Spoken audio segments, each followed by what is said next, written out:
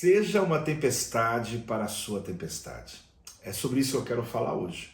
Um tema que vai te ajudar muito a compreender alguns desafios que estão à nossa frente, onde esperamos às vezes a tempestade passar para tomar uma atitude, mas você pode ser uma tempestade para a sua tempestade. Mas antes de eu continuar aqui, se inscreva aí no meu canal. É isso mesmo, se inscreva no meu canal e também curta e envie para mais pessoas. Aliás, não esquece de me seguir também no Joel Pereira 12 lá no Instagram, um lugar que você vai ser muito edificado pelas mensagens que você vai encontrar ali. Eu te garanto, vai ser maravilhoso.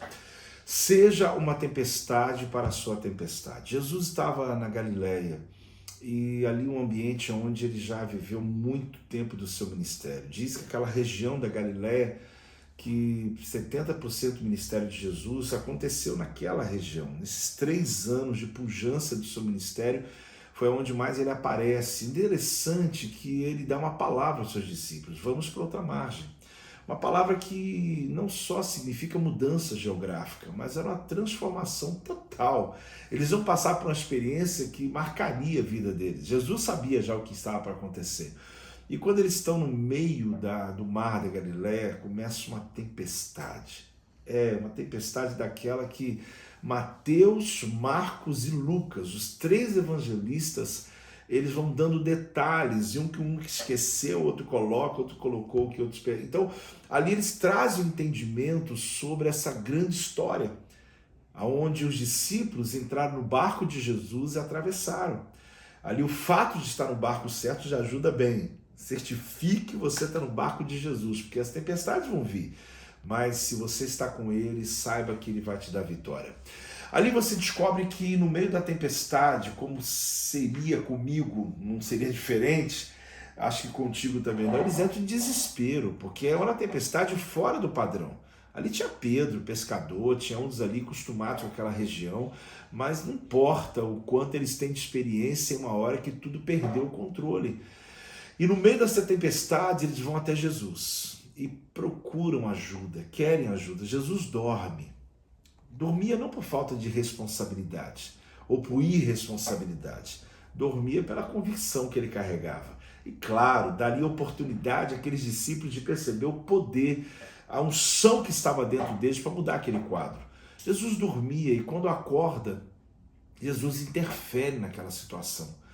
Jesus, inclusive, questiona a fé daqueles homens, dizendo: homens de pequena fé, onde está a vossa fé? Jesus está mostrando para eles que eles poderiam ter acionado o mundo espiritual e resolvido aquele momento tão difícil, mas eles precisaram de Jesus. Jesus então dá um comando, e ele diz para a tempestade: cala-te. Ele diz para a água: emudece. Ele dá um comando aos trovões, relâmpagos e tempestade, que acabou o tempo, não tem mais como agir aqui nessa terra e nesse lugar. E ali a palavra foi tão poderosa que a tempestade acalmou o ambiente. Os discípulos de Jesus, desesperados que estavam antes, com a mente cheia de atividade, um deles chegou a perguntar, Marcos, falou assim: Jesus, não te importa que pereçamos? Ou seja, o Senhor está vendo o pau quebrando, está vendo tudo acontecendo, e o Senhor aí dormindo, em silêncio, não move sobre a minha causa. Você sabe que às vezes é a sensação que a gente tem na vida, né? A sensação de que Jesus esqueceu da gente, de que Deus não está interessado em nossas dores. Mas não se engane, querido, com certeza Jesus não se esqueceu de nós, e Deus está pronto para mover sobre a tua dor. Quando Jesus ora, a tempestade para. A pergunta é: quem é este? Quem é este quem? Quem é este que até o vento e a tempestade lhe obedecem? Você sabe que Jesus, querido, ele faz algo extraordinário que dá para nós uma legalidade, uma unção, uma razão sobre isso. Jesus entra na tempestade como uma tempestade. Como isso, apóstolo? A Bíblia diz que quando ele orou, se acalma, imediatamente acalmou tudo. Só que quando Jesus falou, os discípulos de Jesus ouviram a voz de um Cristo humano. Ouviram aquilo que ouvidos naturais podem ouvir. Eles ouviram ele dando comando, eles ouviram ele dando um destino para aquela tempestade e tudo para. Mas essa foi a versão deles, o que eles ouviram de fato. Mas quando Jesus falou, os discípulos podem ter ouvido a voz natural, mas a tempestade ouviu a voz do Criador. Ouviu a voz daquele que criou a tempestade e criou todas as coisas na terra. Aquele momento era improvável que ela continuasse a derrubar as coisas pelo caminho debaixo daquela palavra de ordem, aquieta-te. Para nós é só uma palavra aquieta-te, mas no mundo espiritual, diz o profeta Ezequiel, que a voz de Deus é como o ruído de muitas águas. Uau! Olha que coisa, a voz de Deus é poderosa e ela é como um ruído, mas não só uma cachoeira, não só de uma Foz do Iguaçu, uma Niagara Falls. Não, está falando aqui a respeito de que a voz de Deus ela é mais poderosa do que o ruído de muitas águas. A voz de Deus é como um trovão. A voz de Deus tem autoridade, muda realidades. Então, no momento em que Jesus fala, o que acontece é que os discípulos ouviram uma voz de humano, mas a criação ouviu a voz do Criador.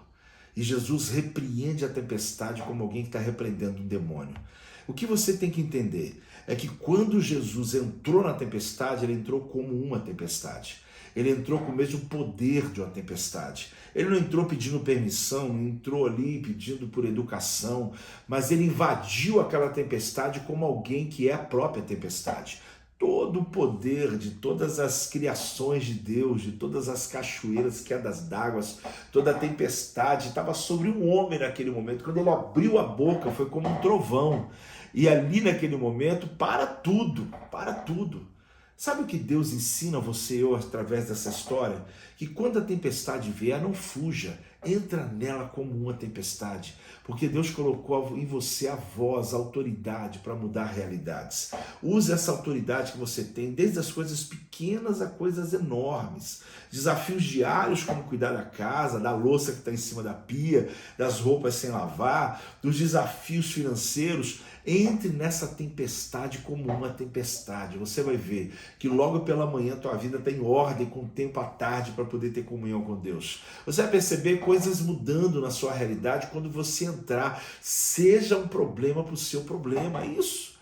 A tempestade vai se arrepender de ter acordado você como acordou Jesus e foi repreendida. Assim como o teu problema vai deixar de ser a primeira coisa da tua mente, porque você vai se tornar um problema para ele. Por que essa metáfora dentro dessa história? É porque foi o que aconteceu. Jesus, quando deu uma palavra de ordem, a grande verdade é que os ouvidos naturais ouviram aquilo que é comum. Mas aquela tempestade, que nem ouvido tem para ouvir, mas tem a percepção de Criador, ela entendeu que é hora de parar. É hora de parar. Por quê? Porque desde o Gênesis, o Criador não interferiu. A não ser na história que a terra para, e Josué então tem o sol parado, né, como se parado, e ali tem condições de guerrear enquanto as trevas não vêm. Mas é incomum a atuação de Deus na natureza. E aí você começa a perceber que Jesus entra como uma tempestade naquela tempestade, para mover-se sobre aquelas circunstâncias e trazer uma experiência nova, aqueles discípulos que jamais esqueceriam daquele acontecido, daquela experiência. Seja um problema para o teu problema, seja uma tempestade para a tua tempestade. Entre nessa batalha e seja vitorioso, porque o Senhor é contigo e vai te abençoar em todos os níveis da tua vida. Amém? Que coisa maravilhosa poder compartilhar da palavra de Deus. Que o Senhor abençoe você, que guarde, que possa mesmo trazer cada dia mais revelação da tua verdade, da tua palavra. Não se esquece, inscreve aqui no canal, siga, compartilhe, seja abençoador em nome de Jesus. Até a próxima.